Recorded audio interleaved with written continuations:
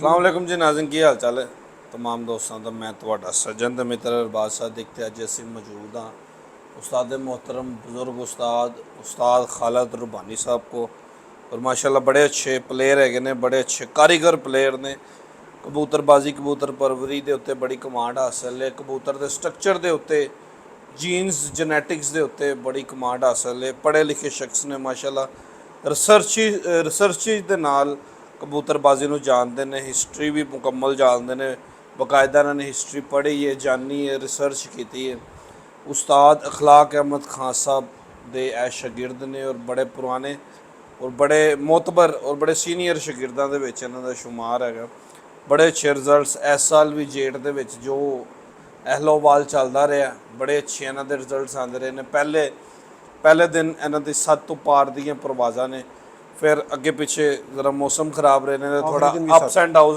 आंदा ही रहा लेकिन ऑल ओवर बड़े अच्छे लास्ट ईयर बहुत अच्छा इन्हां दे परवाज़ा आईयां ने बड़े अच्छे रिजल्ट्स दे नाल खालिद रुबानी साहब अगे आंदे रहे ने अज असीं गल करांगे कबूतर दी संभाल दे उपर एक डिटेलन गल करांगे और कबूतर नूं किस तरह संभालीदा है उनकी तबीयत की चीज़ है किस तरह वो रिकवर होंदा है उनकी बॉडी दे विच की ऐसे असासे ने की ऐसे ऑर्गनस हैगे ने जिन्हां नूं वेख कर असीं उनकी तबीयत का अंदाज़ा ला सकते हैं असीं कुछ स्टैडियां के उपर भी गल करांगे वो मेरे दिल च है कि असीं गल रुबानी साहब नाल करिए तो चलिए हम रुबानी साहब वाल तो गुफ्तगू का आगाज़ करिए। अस्सलाम वालेकुम उस्ताद जी। वालेकुम सलाम जी। सर क्या हाल चाल है? ठीक ठाक अल्लाह का शुक्र है। उस्ताद जी सबसे पहले तो हमें बताएं कि कबूतर की तबीयत समझना और कबूतर को संभालना उसको रिकवर करना उसको ठीक करना ये क्या सारा प्रोसीजर है? पहले तो यार आपका शुक्रिया करता हूँ, बड़े अच्छे बच्चे हो यार, बड़ी मेहनत कर रहे हो, लोगों को बड़ी इन्फॉर्मेशन दे रहे हो, बहुत जगह जगह रोज़ कहीं ना कहीं बड़े दूर दराज आपने इंटरव्यू किए हैं। ये बड़ी खिदमत है आपकी एज ए एंकर इस शो की, तो इसमें आपको शाबाश, अल्लाह आपको कामयाब करे, आमीन। दूसरी बात ये है यार कि लोग एक बात करते हैं कि जी अच्छा कबूतर उड़ता है कि दाना पानी उड़ता है कि संभाल उड़ती है, इन 3 चीज़ों पे फोकस करते हैं, जबकि एक बड़ी अहम चीज़ वो इग्नोर कर जाते हैं। देखिए लोग जो कबूतर है उसके साथ दाना पानी ज़ाहिर है अच्छा होना चाहिए, ठीक है, वो अच्छे को मैं यही कहता हूँ कि सोना चांदी वगैरह लोग जो खिलाते हैं, अंबर शंबर, वो कस्तूरियाँ, ठीक है, उसको मैं इस तरह आप कह लो सादे लफ्ज़ों में, तो और इसके अलावा उससे पहले होती है संभाल, ठीक है। अच्छा, वो जो एक रूटीन है इनकी, कबूतर आया उसको पानी की चोंचें लगवाई और दाना शाना खिलाया और उसको कर दिया, जो भी प्रोसेस है। देखो बेटा, मैं हमेशा बात ही करता हूँ, मैंने अभी देखा जो मेरा बंदा यहाँ उड़ा रहा था ना, ये उस्ताद गुड्डू ग्रुप है मुल्तान का, लियाकत गुड्डू, मैंने उनमें एक नई चीज़ देखी, वो कबूतर की ना तबीयत के ऊपर फोकस करते थे सबसे पहले, वो दाना पानी और वो तो वो दूर की बात। देखो आज मैं मसलन आपको कोई चीज़ देता हूँ, चाय पिलाता हूँ, कोई खाने के लिए चीज़ देता हूँ, मे भी आप वो बड़ी इंजॉय करें आज, और उसमें भी आपकी तमन्ना हो कि यार मैं और हो तो और भी खा लूँ। हाँ सही बात। लेकिन ये कोई गारंटी नहीं है कि कल अगर आप आएँ तो मैं आपको वही चीज़ दूँ तो वो आपका दिल करे खाने को या ना करे, या एक खा के आप दूसरी के लिए आप पोर हो जाएंगे, यार नहीं मेरा दिल नहीं, लास्ट टाइम मुझे वो जहर भी लग रही हो। हाँ जहर लग रही। तो जब कोई चीज़ आपकी तबीयत के ख़िलाफ़ हम खिलाएंगे ना, तो जो सोना भी है ना वो मट्टी बन जाएगा। और अगर मैं आपकी तबीयत सेट है, आप हशाश बशाश हैं, बहुत अच्छी आपकी सेहत तबीयत है, तो मैं आपको मिट्टी भी दूंगा ना, आम सी चीज़ भी खिलाऊंगा ना, तो आप ऐसे खुश होकर शौक़ से मज़े से खाएंगे, मज़े लेंगे, और आपके एनर्जेटिक हो जाएंगे, फ्रेश हो जाएंगे। ये चीज़ कबूतर के अंदर है। हमारे हज़रात जो है ना, वो अब लेट से कल तैयारी है, मैं उसको बादाम खिलाए जा रहा हूँ, 5-5 6-6 गोलियाँ, पानी मार मार के उसको हज़म किए जा रहा हूँ, निकाले जा रहा हूँ, ठीक है, कबूतर को। अब मैं दिल में ये सोच रहा हूँ कि कल मेरा मुकाबला है, तो मैंने इसको मैक्सिमम ना हज़म कराना और खिलाना, उसको मैं सोना चांदी हर चीज़ उसके अंदर डाले जा रहा हूँ, फेंके जा रहा हूँ, फिर उसको मैं वो कोई सप्लीमेंट्स मेडिसिन जो भी आज चल रहा है वो मैं कर रहा हूँ, कि पूरी मेहनत मैं कर रहा हूँ। जब आप इनके कबूतर की अगर तबीयत ही ठीक नहीं ना, तो वो सोना जो है ना वो मिट्टी बनता जा रहा है। ये एक बहुत अहम चीज़ है। कबूतर की तबीयत जानने के लिए एक तो बीट का तरीका है, वो एक बहुत लंबा प्रोसेस, आधा दिन भी गुजर सकता है, पूरा दिन भी आपको गुजर सकता है। हाँ, ठीक बीट है। बीट अब देखने से। वो एक बंदे का ज़रूरी नहीं कि वो पूरी दिहाड़ी आपके लिए लगा दे, हो सकता है उसने 3 छतें उड़ानी हो।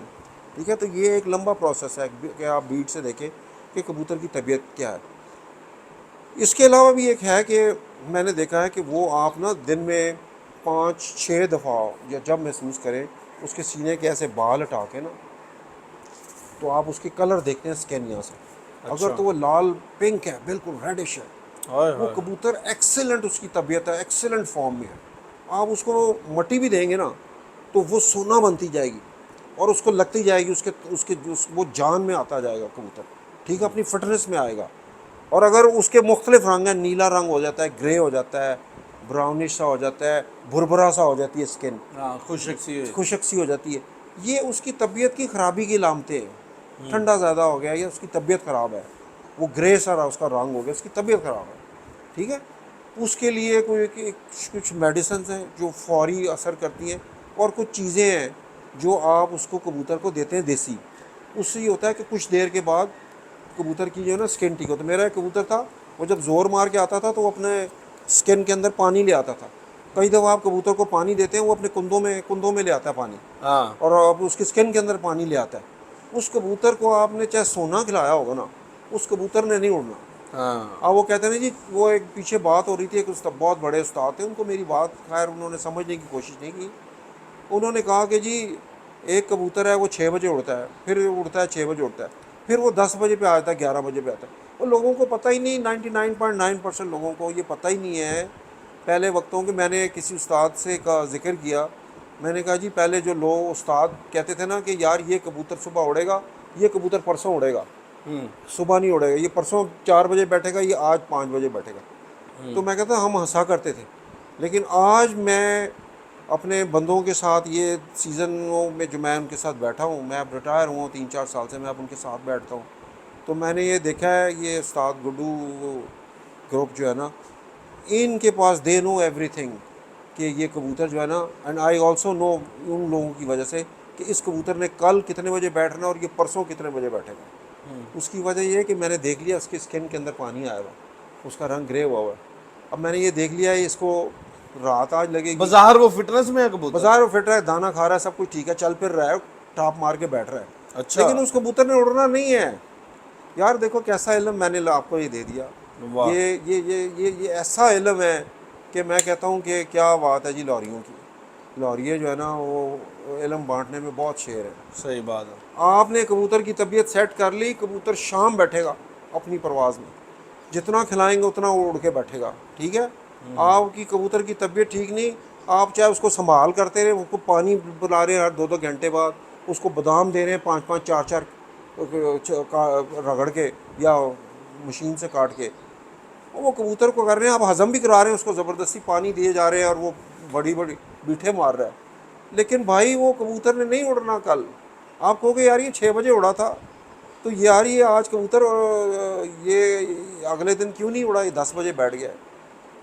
तो मैंने एक दो बैठे लोगों में कहा था, मैंने कहा था ये बंदे के, अल्लाह के बाद ये बंदे के कंट्रोल में है कि कबूतर रोज़ 6 बजे बैठे। ये हाँ उस्ताद किधर हैं, ये फौत हो गए, मिस्त्री दीन चले गए, अब ये लोगों को नहीं पता ये बातें। हाँ हाँ हाँ। तो ये बेटा ये तीसरी चीज़ एक ये है कि कबूतर की तबीयत सेट करनी और कैसे वो करनी, स्किन से ज़्यादा पता कैसे चले। करनी है और कैसे मालूम करना है, ये एक जो हमारे कबूतर उड़ाते हैं ये उनका राज है कि वो क्या देते हैं, कबूतर ठीक हो जाता है। कई दफ़ा सुबह पता चलता है हमें, हमने रात पानी पिलाया, देखा उसने उसने पानी जिस्म में उतार लिया, उस सुबह जाते वक्त कोई ऐसी मिर्च दे देते हैं कि वो जो कबूतर है ना वो दौरान परवाज़ अपना पानी खुश कर लेता है और बाद में सेट हो जाता है, बाद में नीचे से फिरता फिरता फिरता फिरता फिरता कबूतर दुबाई कर जाता है, अपनी फिटनेस में आ जाता है। तो ये एक बड़ा इल्म है ये जो मैंने इसका आपको अच्छा, जो इशारा दिया। कबूतर काला स्याह हो जाए या ग्रेश हो जाए या या पानी आ जाता है ये उसके जिस्म पानी में, आ जाए, इनकी और वो आप ट्रीटमेंट। ऐसे हटा के ना तो उसको ऐसे चूंडी मारे तो वो पानी आपको उसमें नज़र आएगा स्किन के अंदर। हाँ। ट्रीटमेंट है ना, ये उसका राज है यार। अच्छा, आप अपने उन पे क्या ट्रीटमेंट करेंगे? यार ये तो मैं आपको बता रहा हूँ ना, ये मुझे तो पता है वो ट्रीटमेंट का, लेकिन ये एक राज है उनका। एंज तो ना करो, राज भी फास्ट ऑफ द करो। रिकॉर्ड में हम बात कर लेंगे इसको। अच्छा, हाँ हाँ, नो वैसे प्रॉब्लम। फिर भी इसको खुशक करने के लिए कुछ तो बताए ना। यार देखो, जो है ना, आप उसको पहले तो जो वो आता है उसको कोई एंटीबायोटिक दें, दूध के अंदर गर्म उबाल के ठंडा करके उसमें कोई एंटीबायोटिक दें उसको, ठीक है ना। तो उससे उसके जो जिस्म के अंदर खराबी है वो ठीक हो सकती है, ठीक है ना। इसके अलावा कोई देसी चीज़ें हैं वो भी देनी होती है। अच्छा जी, नेक्स्ट। अच्छा, यहाँ पे तलक कर सकते हैं कबूतर को जब पानी नजर आ रहा हो? नहीं, उसकी उसको कुछ फ़ायदा ही नहीं है, उसकी तबीयत ख़राब है। आप, मैं आपको बता तो रहा हूँ कि उसको वो लगनी नहीं, जो भी आप करेंगे, जब तक कि आप उसका वो फॉल्ट ख़त्म नहीं करेंगे, वो पानी जिस्म से निकलेगा नहीं और उसकी स्किन का कलर ठीक नहीं होगा, वो अपनी उसकी तबीयत में वो खुशहाली नहीं आएगी। मैं आपको बताऊँ, बड़ी अच्छी हमारी एक ज़ीरी कबूतरी उड़ रही थी 5-5 बजे, और फिर तो मैं 6 बजे 5 बजे उड़ती आ रही। वो पहली बाजी के बाद ना, वो हम थोड़े थोड़े बादाम वो देता था कॉली में, 2-2 3-3 कबूतर जो आते थे ना उनको देता था। उसने बादाम उसके उनके आगे रखे तो 2 कबूतर उड़ के पड़े उन बादामों। ये मादी जो है ना बादामों तक आई तो उसने मुंह मोड़ के बैठ गई सुबह का वक्त। वो ऐसे ही नज़र पड़ी तो उनको बेड़ा गर्क हो गया। उसने कहा यार ये कबूतर तो बेड़ा गर्क हो गया। चेक किया तो उसकी तबीयत ख़राब थी। वो यार ये तो बाजियाँ शुरू हुई, ये क्या बनेगा। खैर मेरा नीचे टेलीफोन कुछ मेहमान आए, मैं नीचे चला गया। मैं जी फिर ज़ोर के बाद आया हूँ, ज़ोर के बाद आया हूँ तो कबूतरी मेरे सामने ज़मीन से ठाप मार के बैठी और उसने कहा जी ये बादाम खा के गई। भी उसने उस कबूतरी को वो जो उसने बनाया हुआ है वो दवाई और वो जो देसी वो उसने दी है, और इसके अलावा उसने ये पैनाडॉल वगैरह भी दी है उसको, ठीक है। उसको बुखार भी था, टेम्परेचर भी था। अच्छा। लो जी, कबूतरी 3:30-4 बजे पूरी फिटनेस पे थी। वो कहती थी मुझे दिए जाओ और मैं खाई जाऊंगी, और अगले दिन वो उड़ी, खूब उड़ी वो जनाब। शाम दोपहर पिछले पैर बैठी वो कबूतरी। वाह वाह तो वाह। यार ये बड़ा इलम है भाई। सही बात। ये अच्छा, ये टेक्निक तो नेवी वालों से नहीं आई? जिनसे भी आई है, मैंने नहीं कभी किसी से पहले सुनी। ये तो मैंने ये इन्हीं से सुनी है, उस्ताद गुड्डू और उनके जो बच्चे हैं ना, ये पूरा फोकस तबीयत पे करते हैं। और यार कबूतर को कुछ ना भी दो ना, कोई 8-10 बादाम भी खिला दो, उसकी तबीयत सेट होगी ना। उसको भोरे ही खिला दो, उसकी तबीयत पूरी 100% सेट है ना, तो वो कबूतर उड़ के बैठेगा, बढ़ के बैठेगा। वाह ये जी ऐसी वाह। गेम है। आप सोने खिला खिला के कबूतर मर जाते हैं कि यार ये मुझून का फ़ायदा नहीं हुआ। हाँ। ठीक है जी, चलें अब आगे वाह चलते जी हैं। वाह। अच्छा सर, थोड़ा सा मुझे बताएं, सियालकोट से बड़ा क्लेम आता है टैडियों के हवाले से अच्छा। कि हमारी वो मादी थी रंग वाली, वो उड़ी सियालकोट से गई थी, इनमें इनमें बटेरा पा रहा है, इनमें मोतियों वाला पा रहा है। आपने काफ़ी रिसर्च कर रखी है यूट्यूब यार पे। हमने बहुत डिटेल टेडियों के ऊपर 2 सेशन किए थे पिछले, जो ये अब समझ लो पार्ट 4 है हमारा आज। उसमें मैंने जितनी डिटेल बता दी थी ना, वो मादी क्या जी, वो उसका नाम रंग वाली था, चाह वाली था, चुड़ैल था, और वो मैर साहब और उनके पास कैसे गई। इन सारे साहिबान ही माशाल्लाह ज़िंदा हैं। इनके मैंने इंटरव्यू पर कोई मुझे चैलेंज नहीं कर सकता। जो मैंने बात की थी ना, वो मैंने आज तक टेडियों पे कभी इतनी सॉलिड इंटरव्यू किसी ने नहीं दिया। मेरे पास मैर साहब का भी इंटरव्यू है, मेरे पास चौधरी सखी साहब का भी इंटरव्यू है, ठीक है। चौधरी साहब कहते थे जी 5 तकरीबन पार पढ़े हैं, वो पांचों पार मैंने उसमें बताया कौन से पार पढ़े थे। और मेरे पास मिस्त्री दीन साहब का भी इंटरव्यू है, जिसमें उन्होंने कहा है कि जी कबूतर हमने रंग वाली से, जब वो डब वाला शेख ज़फ़र का कबूतर जो गर्दन पे लाली मारता था, मिस्सेपन में था, वो कबूतर डाला तो उसमें से खाक सिरे और बतख पैरे भी निकले, ठीक है। फिर ये आपका एंकर है सनी, इसने उन अर्ली डेज़ में ना उस्ताद यावा साहब के थ्रू इनसे, चौधरी साहब से बच्चे लिए थे। तो वो मेरे पास तस्वीरें हैं, वो बच्चे उनके बतख पैरे निकालते हैं वो। फिर मैं भी, चौधरी साहब ने वो नस्लें ख़त्म कर दी जो जोड़े ज़्यादा बतख पैरे निकालते थे। तो वो जनाब मिस्त्री साहब ने कहा जी वो जब रंग वाली लगी तो खाक सिरे और बतख पैरे भी निकलने लगे, और कबूतर जो थे ना उनके बिल्कुल ऐसे जैसे सीढ़ियाँ चढ़ते ना, ऐसे सीधे ऊपर को जाते थे। तो बात अब आ गई रंग वाली पे, कि रंग वाली हमने जो सारी डिटेल बता दी थी ना, उसमें हम रंग वाली की बैकग्राउंड पे नहीं अभी हम गए थे। हाँ। ये जो सियालकोटी क्लेम करते हैं ना जी, ये तो कारोबारी बातें करते हैं, इसमें कोई सदाकत नहीं है। चूँकि लाहौर वाले इसमें इंटरेस्ट नहीं ले रहे, तो लिहाजा सियालकोटी भाई जो है ना हमारे इन होते जा रहे हैं। और भी मैंने बहुत से लोगों से सुना है, बहुत से बड़े बड़े उस्ताद जो है ना वो अब क्लेम करना शुरू हो गए हैं, बटेरों की जी वो सफ़ेद आंखें, और वो उससे कंपेयर करते हैं। अब यार इसमें दो रवायतें हैं रंग वाली कबूतरी से। ये कमरुद्दीन खान थे, वो जो एक्टर थे, यूसुफ खान यूसुफ खान साहब के मामू थे शायद। ये सब मानते हैं कि 4 बच्चे गए थे करीम बख्श साहब को, उसमें से एक बच्चा मर गया, एक बच्चा रात रह गया, तो 2 बच्चे थे, उनमें से एक ये मादी बनी रंग वाली। ठीक है जी। ये लमूतरी सी मादी थी, और लंबी इसकी गर्दन भी ज़रा लंबी गर्दन थी, और हल्का सा इसके यहाँ तावीज़ था, सफ़ेद दुम थी, मादी की सफ़ेद दुम थी। ठीक है जी। अच्छा अच्छा, अब वो ये दो दो रवायतें हैं। एक तो ये है, वो ये फरीद खान साहब भी ये बताते थे कि कमरुद्दीन साहब से 4 बच्चे गए थे। अब फरीद खान साहब के पास ना गैस कबूतर थे, गैस कबूतर थे। वो गैस उसका नाम क्यों पड़ा था कि वो कहते थे वो जो बांका इन्होंने पकड़ा था ना खूह में से, जहाँ हमारा चिड़ियाँ और वो जंगली परिंदे रहते थे, खूह बहुत बड़ा खूह था गांव का, तो उसमें से उन्होंने एक देखा कलसरा सलारा कबूतर ना, वो भी सुबह रात अंदर जाता था तो सुबह वहीं से उड़ता था और फिर रात को उसमें आ जाता था, और वो बिल्कुल सीधा स्ट्रेट ऊपर उड़ता था, गेड़ा नहीं लेता था वो कबूतर। वो कबूतरों से ना इन्होंने बांके बनाए, जो फरीद खान साहब के पास मैंने देखे, मेरा बड़ा आना जाना था फरीद खान साहब की तरफ। वहाँ मैंने देखा कि उन कबूतरों ने, उनके जो बांके कबूतर थे ना, उन्होंने बतख पैरे भी निकालते थे और खाक सिरे भी निकालते थे। जो मिस्त्री साहब के इंटरव्यू में उन्होंने बताया कि वो जो रंग वाली मादी है ना, जब वो लगी डब वाले से तो खाक सिरे और बतख पैरे निकले बीच में से। ठीक है।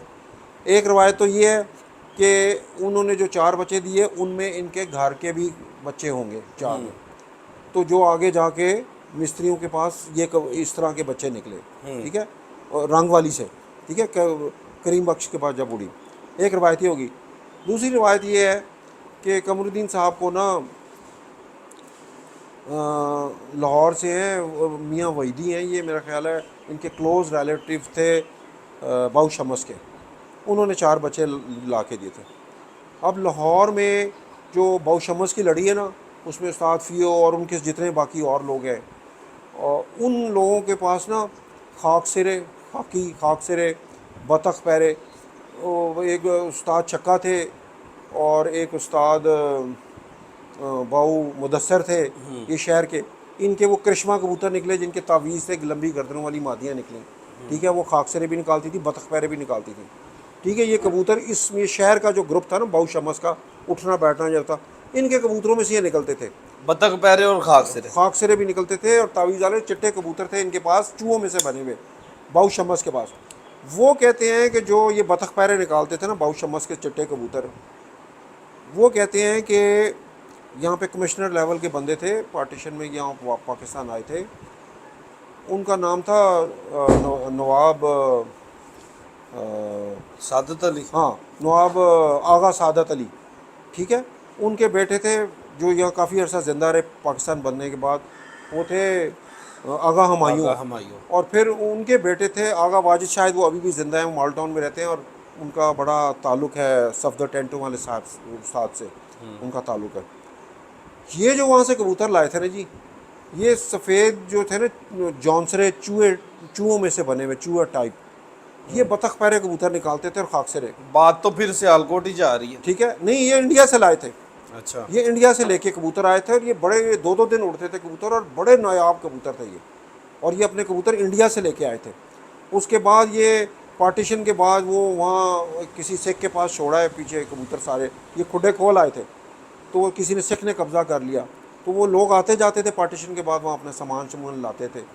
तो बाऊ शमस ने ड्यूटी लगाई थी उस्ताद फ़ियो साहब की, वो ट्रक लेके गए थे, लेकिन वो कहीं दरिया क्रॉस करते हुए ट्रक फंस गया, तो वो कामयाब नहीं, वो वापस आ गए थे।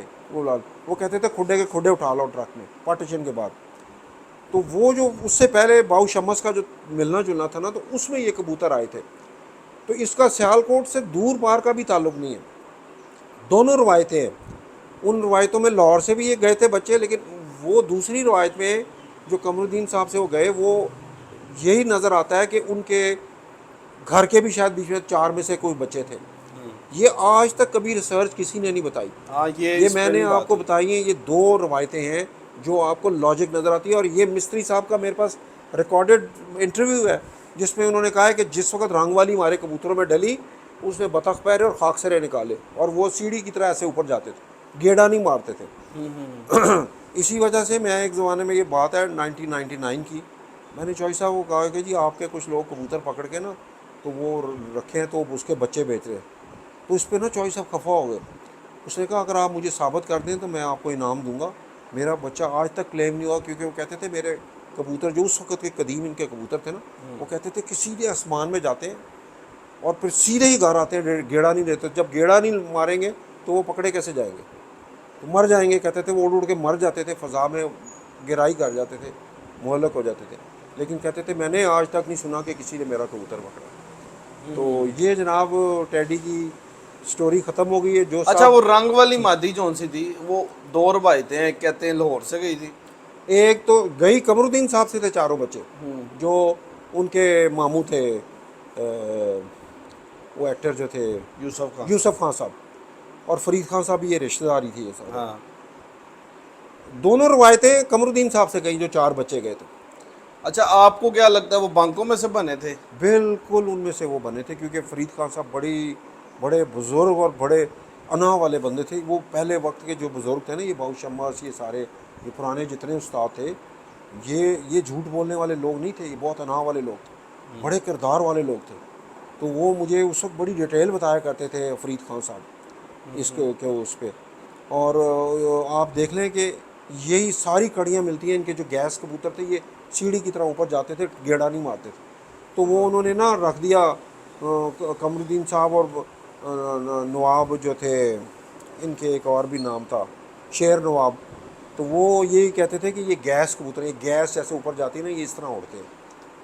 तो ये सारी कड़ियाँ जो ना ये उनके साथ है। ये नहीं, बात पे सब मादी तो वो जोंसरी थी, ये मेरी बात सुन ये लें। बात सारे मुत्तफिक है इस पे कि ये बच्चे जो है ना करीम बख्श साहब को उस्ताद कमरुद्दीन साहब के थ्रू आए थे। अच्छा उस्ताद जी, हमें ये भी बताया गया कि वो टोपन मादी थी। टोपन, यार वो टोपी मादी थी। नहीं, उसके तावीज़ था, दुम उसकी सफ़ेद थी और ज़रा उठवा जैसे बांकों का जिस्म है ना, वो लंबूतरी सी मादी थी।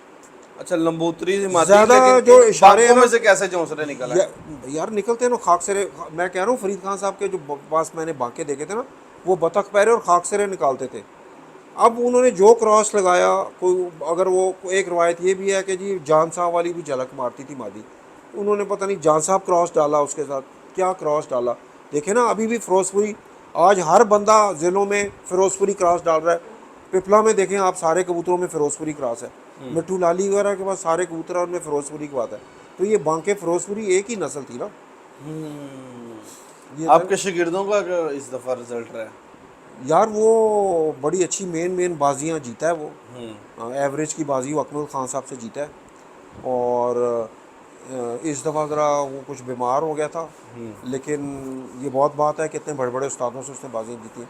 शायद वो एक बाजी आ रहा है, एक बराबर की है, बाकी सारी उसने 25-30 बाजियाँ जीती हैं। मिट्टू लाली वगैरह से भी मेरा ख्याल जीता है। हाँ यस, उनसे भी वो जीता है बड़े ये जो माजर से। उस्ताद गुड्डू ग्रुप है, ये मुल्तान से इनका ताल्लुक है, हाँ जी और इनका ज़रा तारफ़ तो करवाएं। हाँ, हमने तो पहली दफ़ा इनका यार, नाम ये सुना। He is a legend flyer, गरीब आदमी है। और मैं हैरान रह गया हूँ इनकी साइंस देख के कि ये कबूतर को किस निगाह से देखते हैं। और उसके साथ ये बड़े फ्रेंडली रहते हैं, बड़े कबूतर के साथ उठ बैठ जाते हैं। और वो जब दाना खाता है तो बिल्कुल उसके साथ घुल मिल जाते हैं। तो कबूतर भी ना बड़े इजी मोड में होता है और उसको उसको समझते हैं। ये कबूतर के साथ बातें करते हैं, ठीक है। कबूतर अपने पूरे जोबन में उड़ता है और इनका पूरा फोकस होता है, ये चेक करते रहते हैं कि कबूतर की तबीयत सेट है कि नहीं। इनके दो बड़े मशहूर पानी है जी, वो पानी देते हैं, क्या बात है उन पानी में। वो मैं बोतलें किसी को भी, हमारे उनके एक ये काफ़ी अरसे से उड़ा रहे थे लाहौर में कबूतर। मैं अब नाम नहीं उनका लेना चाहता है, ऐसी वो शायद माइंड ना करें। उनके पास तांता लगा होता है, वो बोतलें दो पड़ी होती हैं पानी की, एक लाल पानी और एक पीला पानी। उनके पास वो देसी है, उसमें कोई मेडिसिन नहीं है। वो पानी लोग ले जाते हैं, वो पानी वो इस्तेमाल कराते हैं। लोग कहते हैं कि जी उनके कबूतरों के हाजमे शाजमे हर चीज़ सेट हो जाती है, कबूतर ना खुल के उड़ते हैं, खुराक भी हजम करते हैं, सब कुछ करते हैं कमाल के पानी में। ये उनका एज है, जो उन्होंने पानी बनाया ना, ये उनका एज है। साथ वो मोड़ गोली देते हैं वही। इसकी अंडे की जर्दी मिला के ना एक गोली बनाते हैं, उसमें को 2-3 कुश्ते डालते हैं। बाकी ये जो आप लोग डालते हैं ना ज्वार मोरे वगैरह, तो दाल में इसकी चीज़ें भी डालते हैं उसके अंदर, वर्क शरक डाल के वो एक गोली बनाते हैं। गोली सी बना हाँ, ले। वो गोली जो है ना, वो बाकी सिंपल तरीका है। अच्छा रुबानी साहब, ठंडा कर लेना चाहिए कबूतर को? यार देखो देखो, लोग कहते हैं, हर बंदा पूछता है जी हाजमे वाला पानी दो, हमारे हाजमे की कोई दवाई दो कबूतरों को, हमारे कबूतरों को हाजमा हो। तो हम, क्योंकि उन लोगों से हज़म नहीं हो रहा होता जो खिलाते हैं, हाँ। यानी 90% लोग जो है ना बीच में आके फंस जाते हैं, कबूतर उनके हज़म नहीं कर रहे थे। और भाई हाजमे वाला पानी इट्सल्फ ठंडा पानी होता है, अच्छा। और ठंडा पानी कबूतर को की मेरा ख्याल है अब किसी की भी गेम नहीं है। पहले वक्तों में गेम थी, अब शायद ये ठंडा जो है ना, ये किसी की भी गेम का हिस्सा नहीं है। अब लोग जो है ना उसको मोतदिल या हल्का गर्म कर उसमें फेज़ में उड़ाते हैं। और ये जो हाजमा, वैसे आप फिट करें, तबीयत सही रखें, जो मैं आपको सारी बात बता रहा हूँ, तो आपको इन पानियों की ज़रूरत ही नहीं है। कबूतर को उसकी नेचुरल फॉर्म में उड़ने दें, उसकी ज़रूरत ही नहीं है।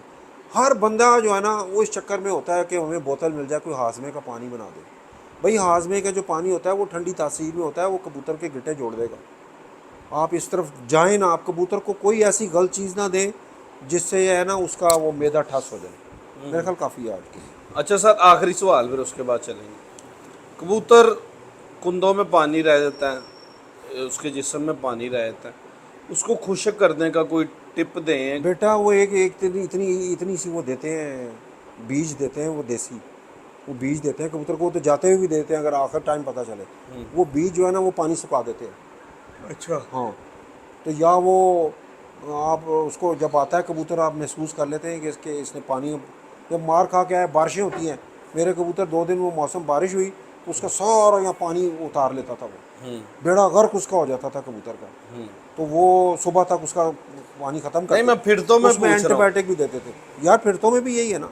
अच्छा, यही है। हाँ, ये जो उस्ताद मुन्ना मुन्ना है, उस्ताद मुन्ना फैसलाबाद के, सार ये आना मनो। राना मुन्ना ही तो इंटरव्यू में कहते हैं कि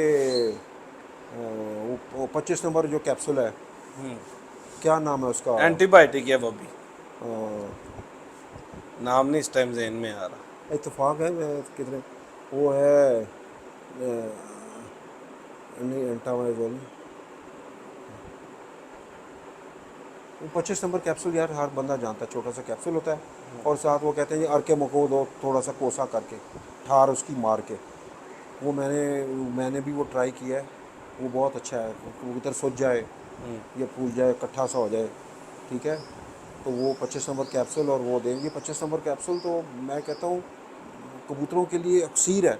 चौधरी शकी साहब भी यूज़ करते हैं, जो कबूतर कुंदा गिरा देता है, ठीक है, उसको वो उन्होंने 4 दिन एक वीडियो बनाई उनके बेटे ने, ये मैं अपने दोस्तों के भलाई के लिए बता देता हूँ। उन्होंने ये वीडियो मैं सिर्फ डालता था वो 25 नंबर कैप्सूल, ठीक है, और अरके अजराकी भी है, पहले हम वो देते थे दूध के साथ, वो बड़ा लेंथी प्रोसीजर, दूध लाओ गर्म करो, ये 25 नंबर कैप्सूल उसको फेंके। तो डे 1 से अगर शुरू करें ना तो दूसरे तीसरे दिन वो कुंदा उठा लेता था कबूतर, वरना सारी उम्र के लिए अपाज हो जाता है। तो उन्होंने साथ बताया कि आप साथ मैथ्यू गोपाल भी दें, वो ताकत के लिए, ताकि उसको ताकत आए, वो जल्दी अपने आप को रिकवर करे। हाँ। तो वो 25 नंबर कैप्सूल, और वो 4 दिन उन्होंने दिया, आदिल सखी साहब ने। तो चौथे दिन ना वो तीसरे नंबर खाने में उड़ के बैठा हुआ था, उसने कुंदा उठा लिया था अपना, हालांकि वो बच्चा था। तो वाह। ये टेस्टेड नुस्खा है, ये बहुत प्रॉब्लम है खुडों में। हाँ। खुद कबूतर बच्चे ना कुंदे ने ऐसे गिरा देते हैं, वो सारी उम्र के लिए फिर अपाज हो जाते हैं। हाँ। अच्छा सर, आपके पहले दिन बड़ी अच्छी परवाज आई, 7 बजे से चौथे दिन भी हमारी 7 बजे। 7 बजे, चौथे दिन भी, लेकिन बीच में क्या मसला यार वो मसाइल? कबूतर रह गए दो बीच में, कम तो नहीं बैठे, 5 बजे बैठे, दो कबूतर खड़े रह गए, वो मौसम 29 टेम्परेचर में, क्या यार मैं कर सकता, मेरे जेठ वाले कबूतर हैं, मैं क्या कर सकता हूँ। अब मैंने कल एक मीटिंग थी, वहाँ नियाब साहब भी थे, और यार ये एक अंदर की बात ही, चलो मैं बताता हूँ, उस्मान भट्ट साहब भी थे।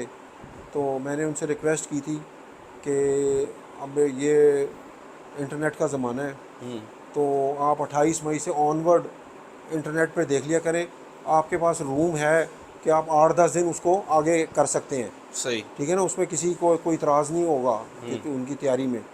तो वो मैंने उनको कहा था जी आप इंटरनेट दे के देखें, अगर कोई 1 तारीख को या 30 तारीख को 31 तारीख को अगर कोई आंधी तूफान है, आप वो टूर्नामेंट थोड़ा सा आगे कर दें। वैसे ऐसे और दूसरा मैंने ये ऑप्शन दिया था, मैंने कहा यार देखें, वो 2 सालों में यही हुआ है, एक दिन ठंडा हुआ है 2 कबूतर रह गए। मैंने कहा जी जिस तरह खारियाँ वाले शायद ऐसे करते हैं कि वो 9 कबूतर उड़ाते हैं जी। देखो ना, मेरी मेहनत का मुझे हक मिलना चाहिए। मैं एक सारा साल मेहनत कर रहा हूँ, ठीक है, ऊपर रोज़ जाता हूँ अपने थर्मस लेके और टोपी लेके, तो मैं कुत्ते खांसी करके आता हूँ 12-1 बजे तक, हाँ। पूरा साल। तो मेरी मेहनत का मुझे सिला ना मिले तो मैं तो डिस्करेज होऊंगा। हाँ। तो मैं तो अब सोचता हूँ कि मैं वही 12-1 बजे वाले कबूतर रख लूँ, मुझे क्या फ़ायदा, ये मौसम ख़राब हो जाते हैं। तो मैं तो इनको कहा है कि जी आप 9 कबूतर उड़ाएं, 7 का टाइम लें, अगर 2 बीच में से कम हो भी जाए तो आपके 7 कबूतर पूरे हैं, हाँ। ठीक है ना। तो इससे ये है कि हमने उड़ा के ही लेने हैं, हमने ऐसे तो नहीं लेना, और अपने कबूतर उड़ाने हैं। तो इसमें किसी को कोई इतराज़ नहीं हो सकता, ये आप कानून बना दें लाहौर का, ताकि ये है कि हमें एक वो जिनके पास अच्छे कबूतर हैं जेठ वाले, उनको यार ये बहुत बड़ी फेवर ज़रा होगी। उनको एज मिल हाँ, जाएगा। बहुत बड़ी फेवर। वाह जी वाह सर, लास्ट में एक मीठा सा पैगाम दे दे कबूतरबाज भाइयों के लिए, जो भी आपके दिल में है। यार हमारा ये सिलसिला चलता रहता है। आज मैंने आपको ये बड़ी मुफीद बातें बताई हैं, हमारा ये सिलसिला चलता रहता है। जो फिर नेक्स्ट सेशन में हमारे पास और टॉपिक है, मैंने बड़े आर्टिकल लिखे थे, अभी तो मैंने वो पुराने रिसाले ही नहीं खोले, मैंने साइंस के ऊपर आर्टिकल लिखे थे। मैंने टार्डी कबूतर की साइंटिफिक वैल्यू लिखी थी, जिसको न्याब साहब ने बहुत पसंद किया था और उन्होंने अपनी किताब में लगाया था, वाह। वो वाला मजमून। वो मैंने ऐसे ऐसे मजमून लिखे थे, फिर मैं 15 साल का गैप आ गया, मैं बिज़ी हो गया।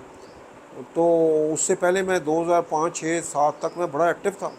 हमने चैम्पियंस ट्रॉफी जो है उसमें सेकंड पोजीशन ली, एक आम सी छत पे मैंने बच्चे छोड़े।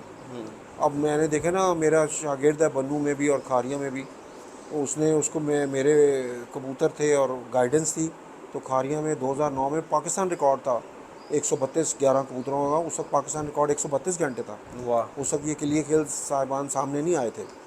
तो इसी तरह ताज़ीमुल्लाह ने भी 2014 में रिकॉर्ड बनाए और बड़े अच्छे कबूतर उड़ाए, और इस वक्त पिछले साल भी शायद वो तकरीबन सबसे जीता था, और इस साल भी वो बहुत बड़ी बड़ी एक से आ रहा है, एक से बराबर है, बाकी सबको जीता है। क्या बात, हाँ, वाह जी तो वाह। ये बड़ा ज़बरदस्त रहा है, ये उन बच्चों की मेहनत है, लेकिन मेरा भी कोई उसमें कंट्रीब्यूशन है। सही बात है। लो जी दोस्तों, तो उम्मीद बेटा, करना हाँ, अज का शौक शिकार, अज का इंटरव्यू तुहानू पसंद आया होगा। मिलने नई वीडियो च नए शौक के नाल।